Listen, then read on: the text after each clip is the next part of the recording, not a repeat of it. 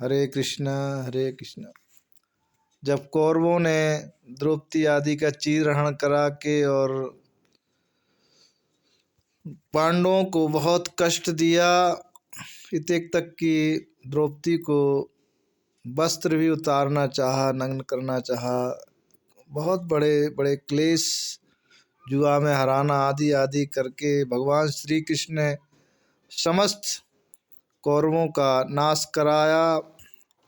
नाश कराने के बाद भगवान श्री कृष्ण ने सोचा कि अभी पृथ्वी का भार तो हल्का नहीं हुआ। बड़े बड़े असुरों को सबको मारने के बाद अभी हमारे ही वंशज यदुवंशी जो बहुत शक्तिशाली हैं, जो विजयी हैं, और वो उन्मत्त हो रहे हैं इस समय मतवाले हो रहे हैं, तो इनको भी लेके चलना चाहिए अपने। तो इस तरह से सत्संकल्पित करके भगवान ने ब्राह्मणों से जाम्बती नंदन जो शाम्ब थे, तो उनके बच्चे लोग उसको स्त्री रूप बनाकर और उसके पेट में कुछ बांध कर ले जाके कहने लगे, हे ब्राह्मणों, एक कजरारी आँखों वाली जो स्त्री है जो आपसे लजा रही है, लेकिन वो लड़का चाहती है, लेकिन महात्मा वो आप ये बताइए इसके लड़का होगा या लड़की। तो ब्राह्मणों ने, ऋषियों ने देखा और तुरंत श्राप दिया कि देखिए इतना उन्मत्त होने लगे हैं, इतने अच्छे संस्कारी बच्चे, इतने उच्च कुल के खानदान के लोग, और इस तरह से उन्मत्त हो रहे हैं। तो उन्होंने उनको भगवान की प्रेरणा से श्राप दिया कि इसके गर्भ में, इसके पेट में जो निकलेगा उससे तुम्हारे वंश का विनाश हो जाएगा। तो इस तरह से जब वो लोग बहुत भयभीत हो गए और आके जब बताया तो महाराज अग्रसेन महाराज ने जब ये बात सुनी तो बिना भगवान श्री कृष्ण के सलाह से के बिना उन्होंने जब उसको खोला तो उसमें लोहे का मूसल निकला। तो उसको पूरा चूरा चूरा करके रितवा के उसको समुद्र किनारे डलवा दिया।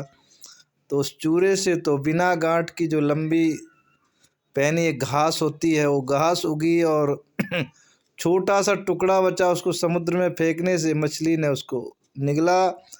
और वो मछली ने जब निगला तो मछली किसी मछुआरे के द्वारा पकड़ी गई और जरा नाम के व्याध ने उसको अपने तरकस में रखा, तीर कमान में आगे लगा के रखा। तो इस तरह से भगवान श्री कृष्ण ने समस्त यदुवंशियों की ऐसी बुद्धि की आपस में झगड़ा करके और उसी घास एक दूसरे को मार के समस्त यादव कुल का अपने धराधाम को ले जाने के लिए इस पृथ्वी का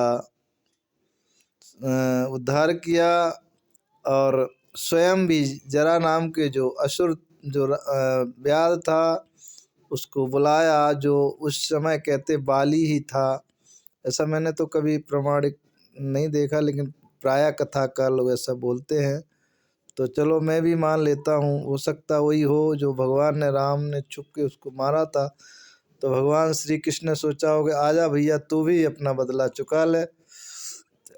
तो भगवान श्री कृष्ण ने उसको बुलाया और उसने ये समझा कि भगवान ऐसे लेटे थे, उनके पदम में, पैर में पदम चमक रहा था। उसने सोचा कोई हिरन या कुछ है, उसने बाण मारा और सीधा भगवान के पैर में पदम में लगा और भगवान ने अपने गोलोक धाम को गमन किया। लेकिन मूर्खों के लिए भगवान ने अपने शरीर को वहीं छोड़ दिया उनके लिए। वैसे भगवान का शरीर छूटता नहीं है, भगवान का जो शरीर है वो दिव्य चिन्मय होता है, भगवान के साथ ही गोलोक जाता है। लेकिन जो अज्ञानी मूर्ख हैं उनके लिए कि देखिए भगवान भी मारे गए, उनका शरीर है वहाँ उन्होंने लकड़ी इकट्ठा करके उसका अंतिम संस्कार किया।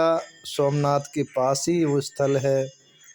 तो इस तरह से भगवान ने अपनी लीला पृथ्वी लोक से समाप्त करके अपने गोलोक धाम अपने पूरे परिजनों को ले जाके संपन्न की। तो इस धराधाम की भूमि भगवान की जो लीला है वो इस तरह से लास्ट में परिपूर्ण हुई। हरे कृष्ण।